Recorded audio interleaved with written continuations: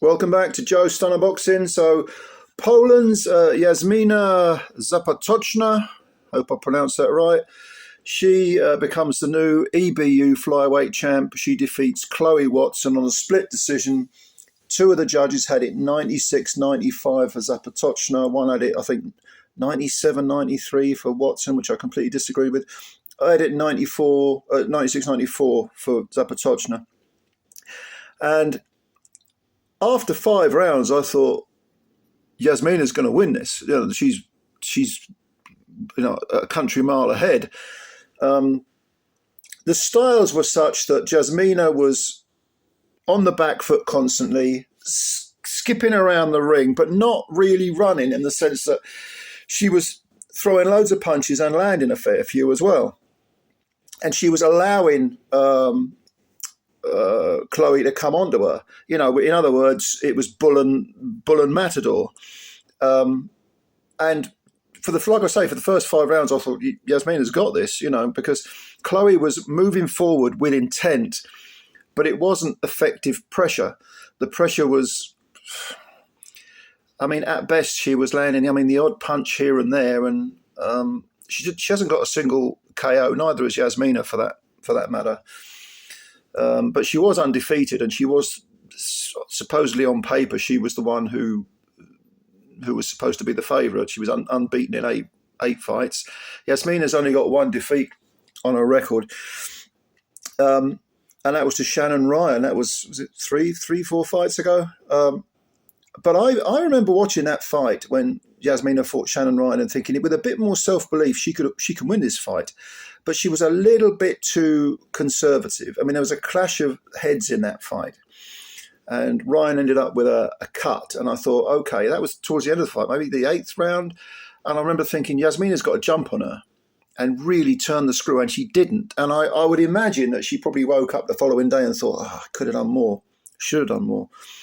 So when she fought Maisie Rose Courtney, sort of mid last year, and that was one of those WBA trinkets, like an interim belt or something, not an interim belt, an international belt of some sort.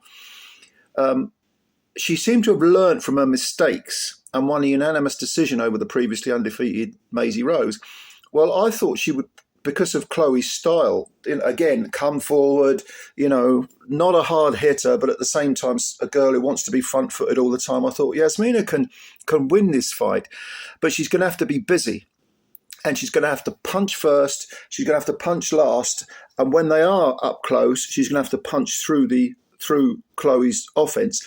From Chloe's point of view, she's going to have to, really land some very hurtful punches. I couldn't see her outworking Jasmina, but she's going to have to just get her attention. Maybe go to the body, slow Jasmina down.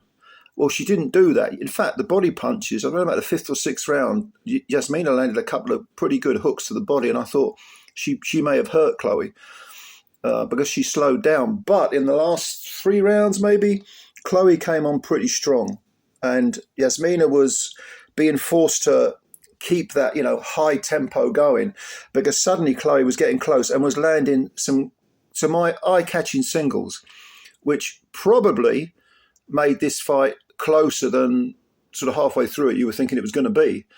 She did it again. This is 2-minute rounds, 10-2s. I hate 10-2s.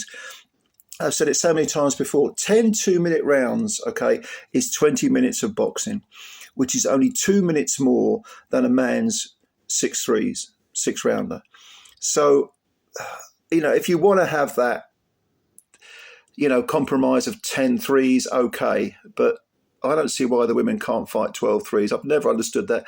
Some of the women do like the 10-2s, and some say, no, we want 12-3s. Like Amanda Serrano said, I want 12-3s against Katie Taylor for the 3rd fight, because their 3rd fight has been announced for May. And Katie said, no, I want 10-2s. So Amanda was kind of disappointed in that and made a little spiky comment about it on her social media. But there's no doubt that if this had been over three minutes, even if it was 10-3s, not 12-3s, Chloe Watson would have certainly made it. But she might have beaten Jasmina. I don't know, because Jasmina did seem to be half a step slower in the last 3 rounds. Or maybe Chloe was just quick on the feet a bit. Chloe had Ricky Hatton in her corner, and he was doing some.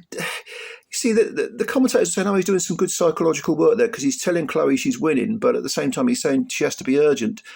Well, that kind of cancels itself out, doesn't it? Because I think I'm all for being quite frank, and with 3 rounds to go, I would have said to Chloe, "Look, you're losing this fight. You need all 3 of these rounds big." Now, as it happened, she did come on quite strong, but I just got the feeling that maybe Ricky was misreading the fight a little bit, and that allowed Zapotoczna to sort of pinch the fight. But yeah, I agreed with the decision. I'm happy for Jasmina because she came all the way from Poland. She lives in Yorkshire, in Wakefield. She's got this strange sort of mixture of Polish accent and a Yorkshire accent, which is quite endearing. Chloe can come again. I mean, don't forget Jasmina. Jasmina's 30 years old, and she came back from that Shannon Ryan defeat. Chloe's only 25, so she can come again. It's a learning process, no big deal. She's a Merseyside girl, and the commentator said she went to the same school as Natasha Jonas, but obviously a fair bit younger, 15 years younger. But she can come again. A defeat, if it's a lesson, a defeat isn't a bad thing. It can only be a bad thing if you let it destroy you. And it therefore becomes a case of, okay, I'm going to look at what I did wrong. What could I have done? What should I have done? What did I do that I shouldn't have done? And so on. In other words, if she wants some inspiration, she's only got to look across at the other corner to Jasmina Zapotoczna, who came back so well from that Shannon Ryan defeat. But it's a learning process, so expect Chloe to come back. She's now 8-1. Jasmina, she's got the EBU belt. I suppose a world title tilts on the horizon, maybe a defence of the EBU. But it was a good little fight. And it was on at the Royal Albert Hall on the undercard of Natasha Jonas and Lauren Price. Yeah, it was an all-female card. It's an all-female card. And you know what? I used to go to the Royal Albert Hall in the 80s to watch boxing, and looking at it, watching it on the screen there, I don't know, I wish I was there again. Brought back some real memories, especially because we used to sit in a box, and you're looking right down on the ring. I was working somewhere at the time where I was working for De Beers Diamonds, actually, and they had like a free, they got free tickets for Ascot and, Royal Albert Hall and all this sort of stuff. Whenever there was boxing on, I'd get those tickets and me and my granddad would go. So that's how I was able to afford that. God knows how much it costs nowadays. But anyway.